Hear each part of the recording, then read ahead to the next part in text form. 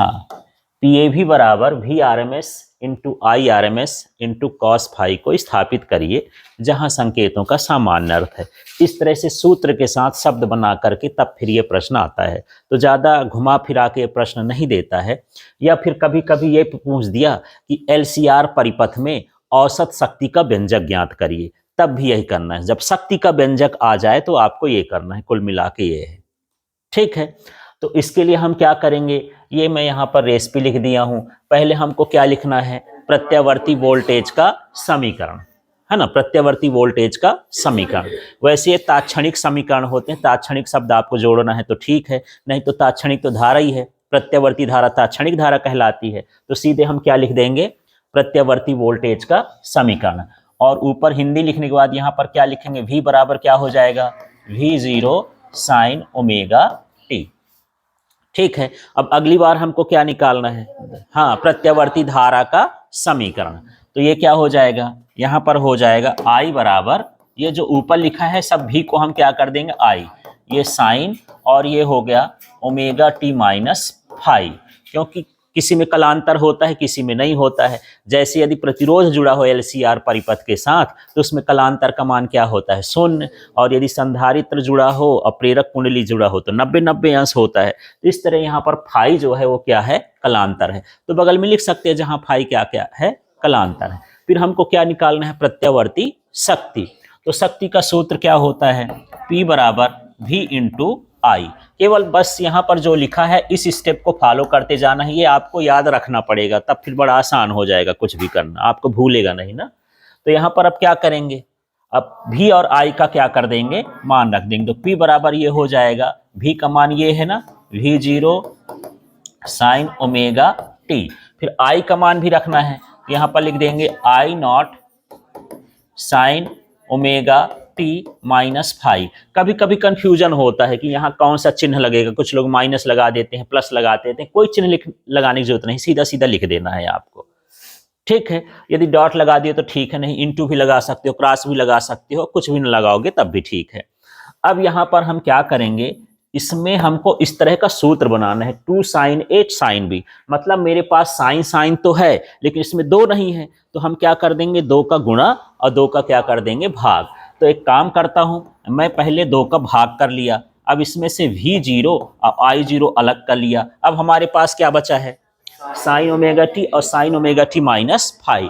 तो इसको हम एक सूत्र जैसे लिख देते हैं, ये लिख दिया मैं, 2 लगा दिया ना, 2 नीचे है तो ऊपर भी कर दिया।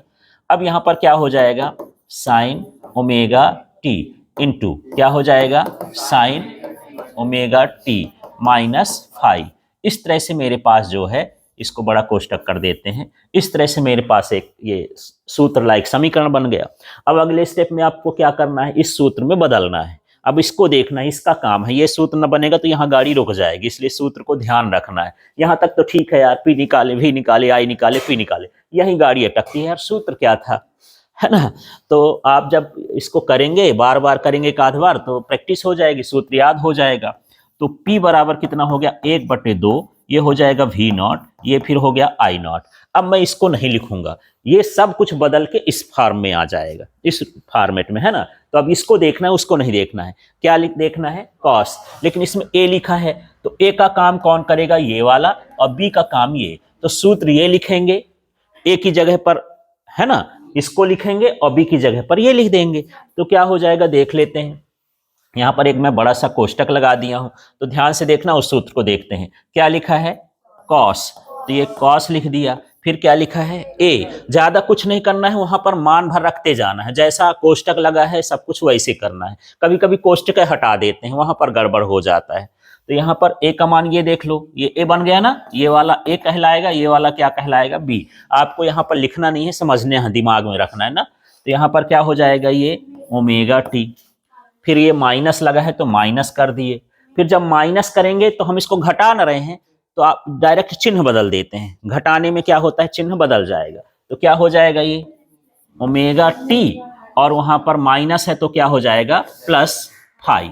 इस तरह से यहां पर ध्यान रखना है, ठीक है। तो जब इसको उतारेंगे तो चिन्ह बदल के, ये प्लस वाला है तो माइनस लगा दिए, माइनस वाला है तो क्या कर दिए, प्लस कर दिए। अब आगे के हिस्से में देखते हैं कौन सा चिन्ह लगा है, माइनस। यहाँ भी कुछ लोग चिन्ह छोड़ देते हैं, तो चिन्ह नहीं छोड़ना है, उसको देखना है। अब आगे देख लेते हैं, हमारे पास क्या है, कॉस, फिर से आया ए और प्लस क्या लिखा है बी, तो ए का मान देख रहे होगे, क्या हो गया ये ओमेगा टी, और प्लस क्या हो गया ओमेगा टी माइनस फाई। अब जो ये वाला है, ये वाला उतार देंगे, इस बार चिन्ह नहीं बदलेगा ना। अब ये बड़ा कोष्टक है, तो इसको हम यहाँ पर ये कर दी पैक अलग से, ठीक है। अब इसको हम हल कर देते हैं यार, कोष्टक के भीतर का कटने लायक होगा कुछ काट देंगे, कुछ जोड़ने लायक होगा तो जोड़ देंगे, तो ये V0 I0 हो गया। अब यहाँ पर देख लेते हैं हमारे पास क्या हुआ, तो ये हुआ कॉस। अब यहाँ पर देख लेते हैं ओमेगा टी तो कट जाएगा ना, है ना, तो यहाँ पर ये और ये कट जाएगा क्योंकि अलग अलग चिन्ह है। हमारे पास अकेला फाई बच रहा है, तो इसमें कोष्टक लगाने की जरूरत नहीं है। कौन सा कॉस, कॉस नहीं कटता है, केवल कोण भी काटेंगे, ठीक है ना। तो यहाँ पर क्या आ जाएगा कॉस फाई, इस तरह से, ठीक है। फिर यहाँ पर क्या हो जाएगा माइनस, अब यहाँ पर क्या हो जाएगा कॉस, ठीक। आप बोल रहे थे कॉस कॉस कटेगा कि नहीं, ये तभी कट सकता है जब दोनों का कोण कैसा हो, समान हो। यहाँ तो अब जोड़े घटाएंगे, फिर हम देखेंगे यदि कोण यहाँ भी कॉस फाई आ जाएगा तो काट देंगे, नहीं आएगा तो ना काटेंगे, ठीक। अब यहाँ पर क्या आएगा बताओ, हाँ, तो ओमेगा टी इस बार कटेगा नहीं, प्लस है प्लस में है, तो क्या हो गया 2 ओमेगा टी, और ये हो गया माइनस फाई, और इस तरह से इसको बंद कर दिए, ये आ गया। इतना करने के बाद जब हम ये मान रख लेंगे, ये हल कर लेंगे, तो पूर्ण चक्र में औसत शक्ति, ठीक है, ये हमारे पास प्रत्यावर्ती शक्ति थी, माने किसी क्षण के लिए थी। अब हम मान के चलो कि पूरे समय के लिए निकालते हैं, एक चक्कर के लिए निकालते हैं, तब क्या हो जाएगा, तो यहाँ पर ये भी लिख देना है क्या, पूर्ण चक्र में औसत शक्ति, ठीक है, शक्ति ना निकाल रहे हैं, एक पूर्ण चक्र में औसत शक्ति। तो इसमें क्या बदलेगा, ऊपर ये वाले स्टेप को यहां पर बदलना है, तो यहां पर P के साथ हम क्या लिख देंगे AV, है ना। कभी कभी P के साथ RMS भी लिखा रहता है, जैसे VRMS इंटू IRMS है ना, तो P के नीचे क्या लिखा रहता है RMS, तो कंफ्यूजन में मत रहना, PAV लिखा हो या RMS लिखा हो वही मतलब है, ठीक है। कभी कभी नीचे M भी लिख देता है, तो आपको ध्यान रखना है P के बहुत सारे संकेत हैं। अभी हमारे पास PAV है, मतलब एवरेज औसत शक्ति, ये P मीन है माने माध्य शक्ति, फिर ये लिख देता है P RMS लिख देता है, तब ये सारी चीजें एक ही मान लेना है और आपको समझ में आ जाएगा। इधर ना बदलेगा, इधर ऐसे रहेगा तो समझ लेना कि वही है निकालना है, ठीक है। नहीं कभी कभी थोड़ा सा बदलने में कंफ्यूजन दिमाग में तो आ ही जाता है ना, कैसा क्वेश्चन आ गया, हम तो ऐसा पढ़े नहीं है ना, तो इस तरह से हो जाता है। तो इसको P को क्या कर देंगे AV। अब यहाँ पर देखेंगे, ये हमारे पास जो बचा 1/2 बचा, V0 बचा, ये क्या बचा I बचा। अब यहाँ पर हमको लिख देना है क्या कॉस फाई, है ना। चाहो तो ऐसा भी लिख सकते हैं कॉस फाई माइनस 0 लिख देते हैं, ठीक है। तो ये कॉस फाई ही रहेगा। अब ये पूर्ण चक्र की बात हो रही है, तो पूरे चक्र में माने इसको मैं समाकलन करके हल करके देखूं तो इसका मान क्या हो जाएगा 0 हो जाएगा। तो ना आपको समाकलन करना है ना हल करना है, सीधे आपको वहां पर क्या लिख देना है 0 लिख देना है, ठीक है। इतना लिखने के बाद अब हम आगे का हल देखते हैं। यहां तो चलिए देख लेते हैं। अब हमारे पास क्या लिखा है PAV, ठीक है। अब यहां देखना है, ये जो 2 है, 2 को हमको 2 बार लिखना है ना, तो इसको हम रूट लगा करके लिख सकते हैं, है ना। तो अब मैं यहां पर क्या लिखूंगा V0 अपॉन में क्या हो जाएगा √2, फिर क्या हो जाएगा I0 अपॉन में क्या हो गया √2, और इंटू हमारे पास अभी क्या हो गया cos फाई, ठीक है। यदि हम √2 और √2 का गुणा करेंगे तो क्या हो जाएगा 2, यही आ जाएगा ना। तो हम लिखा दिए हैं पर मान उसका नहीं बदले हैं, मान तो वही आएगा, ठीक। हमको सूत्र बनाना है, तो यहां पर क्या हो जाएगा PAV बराबर V0 यहां पर PAV इसका मान रख देते हैं सीधे, हाँ, V0 √2 का मान हो जाएगा VRMS, है ना। इसका मान क्या होता है VRMS, और इसको हम क्या लिख देंगे IRMS, और इसको हम लिख देंगे cos फाई, है ना। इतना लिखने के बाद हम जहां करके ऊपर से लेकर के जितने भी संकेत आए, जैसे यहां पर हम V लिखे तो V बराबर लिख देंगे प्रत्यावर्ती वोल्टेज, ये V0 आया तो हम इसको लिख देंगे शिखर वोल्टेज, इसको हम क्या बोलेंगे शिखर वोल्टेज, फिर यहाँ पर ओमेगा आया तो ये है कोणीय वेग, क्या बोलोगे, कोणीय वेग या कोणीय आवृत्ति। और टी आया तो ये क्या कहलाया, समय अंतराल। साइन को नहीं लिखना है। इसमें क्या आ गया, आई, तो क्या होगा, प्रत्यावर्ती धारा। ये क्या है, शिखर धारा। ठीक है, शिखर धारा का मतलब अधिकतम मान वाली धारा। अब यहाँ पर ओमेगा टी तो पहले लिख चुके हैं, फाई को क्या लिख देंगे, कालांतर। फिर पी आ गया तो पी माने क्या है, शक्ति। फिर यहाँ पर इसके बाद वहां क्या आ जाएगा, पीएवी आ गया, है ना। तो औसत शक्ति, बाकी ये सब तो लिख चुके हो।